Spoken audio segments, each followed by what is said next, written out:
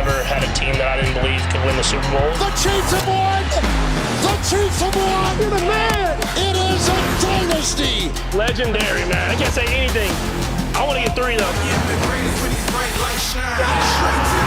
can't doubt the Chiefs! You can dislike the Chiefs! You're gonna have to deal with the Chiefs! A third opportunity to make history. We're going for that 3-peat. First time in NFL history, we doing it.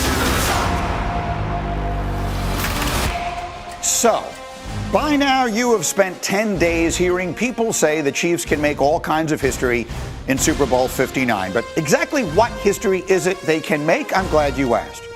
The most obvious is they can become the first team to win 3 straight Super Bowls, but you already knew that. So let's get a little more specific. Let's start with Travis Kelce. He is this win away from tying the Super Bowl record for most wins by a tight end and from becoming only the 3rd player ever to win 4 Super Bowls and be named to 7 All-Pro teams. The others are Ronnie Lott and Jack Lambert. Next up, there's Andy Reid. As he chases Bill Belichick and Don Shula on the all-time wins list, the three-peat would put him in ridiculous company in football history. Curly Lambeau and Vince Lombardi are the only coaches ever to win 3 straight NFL championships. One of them has a stadium named for him. The other is the name on the trophy. And then, of course, there's Patrick Mahomes. There are quarterbacks who have done what he has done, but no one at the pace he's doing it.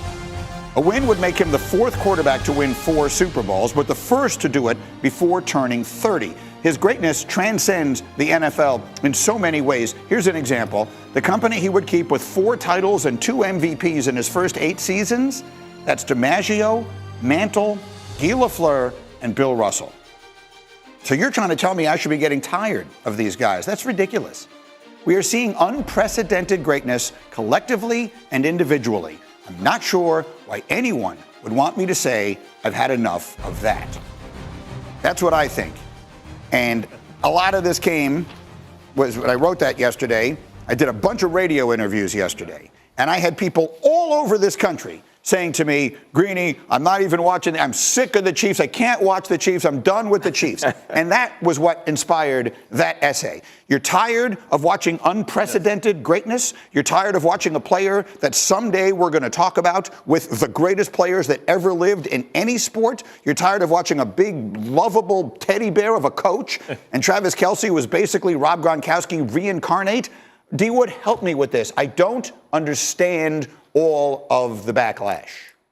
It's easy. It's like what you had said in the meeting, Bart, about the villain. You either die the hero or live long enough to see yourself become the villain. Yeah, Batman, right? That's it. It's really that simple. I mean, listen. Yep. I was part of a dynasty.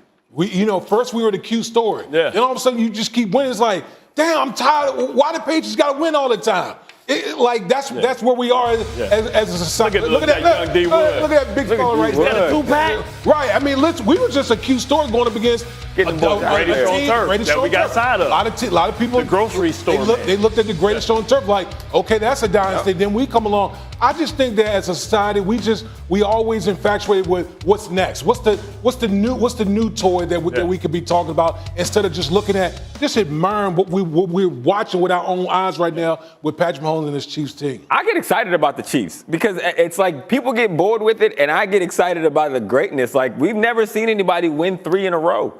That means for as much incredible coaching as we've had in this league, as many incredible players, nobody has been able to put together 3 championships in a row. And it does play to their greatness. If they win this, they're the best dynasty in NFL history. I mean, you look at the amount of AFC championships they've been a part of, the amount of Super Bowls. Well, they're what? Modern day history, I would say. Yes, in modern day history. Free agency. I'm a millennial. That's kind of all I consider. Rosters change fast and stuff because the 70s Steelers won 4, and that not 3 in a row. The Steelers of the 70s won 4 out of 6 Super Bowls. The Chiefs right now are in their 5th Super Bowl in a 6-season span and could be on the verge of winning their 4th. The dynasty that would eclipse it would be what the Packers did in the 60s, the Lombardi Packers. Yeah. But that's an entirely different era. We don't consider that modern football. Right. The dynasties that we would be talking about in this context are the Steelers of the 70s, the Niners of the 80s, the Cowboys of the 90s, and then sort of two different iterations of the Patriots, right? There was the early ones,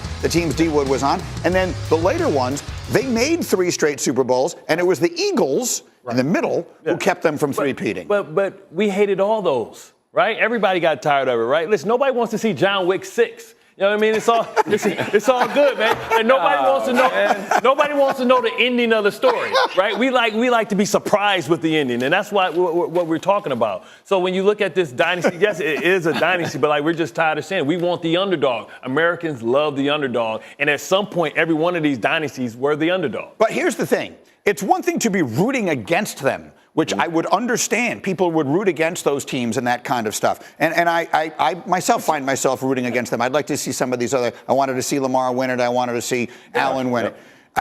But it's one thing to say that. It's another thing to say, I can't even stand watching them anymore. Yes. You know, there is a sentiment out there, and that's what I'm trying to get to the Because bottom how of. many fan bases have had their dreams crushed during this dynasty by the Chiefs? So you building your haters up. But how many fan bases were crushed by Michael Jordan and the Bulls in the 90s? Me. They didn't hate him. I was there. He didn't get. People didn't stop watching them. They drew record. More people watched that than ever watched anything. No, Scottie Pippen's my cousin. I cried in the car. I hated him. I wanted him to lose. He's family. But I'm telling you, I was with those teams. Jordan would get standing ovations on the road routinely, not in the Well, when finals. Mahomes gets some all-time shoes that I'm going to rock for 20 years, then I like him too. I think what's underappreciated is their football because they're so in your face in so many other ways. When you think of those Patriot dynasties, what they're known for is do your job. Football is the only thing that matters. I said it in the pre-show, but the Chiefs are the Patriots with more media availability and better marketing agents. And it's like when you think of them, you don't just think of football. You think of Taylor Swift. You think of the commercials. You think of State Farm and all the ways that they are truly enjoying their success. And it feels like people hate that even more than they did when the Patriots were only focused on winning ball games. You know, sometimes I'm called Buck Nasty, you know what I'm saying, the original hater, you know what I mean? OG hater, man. And that's No what one it is, doesn't man. like It's just you. it's like, man, it's overexposure. You can't get away from the Chiefs. You turn your TV, they're there, right? They play, you watch football, they're there. I mean, I think it's a sign of respect that they're so hated. That just means how dominant they are and how much we can appreciate them. But we appreciate them when they're gone, like Greeny. You don't find it funny? Like most geniuses, I will not be fully appreciated until after my time. You don't find it funny when Andy says fumble-a-rooski or whatever it is they're doing in that commercial? For the I like the commercial where he talked about the nuggies. Where he talked about I don't know. How's it going, everybody? Villa Sports Network here. Just want to thank you guys for your support on the channel. Thank you guys for watching the video. Hope y'all enjoyed it. I also want to kind of remind you to don't forget to leave a like on the video, subscribe to the channel, and leave a comment on the video if you like as well. But regardless of the fact, thank you again for your support, and hope to see you on the next video.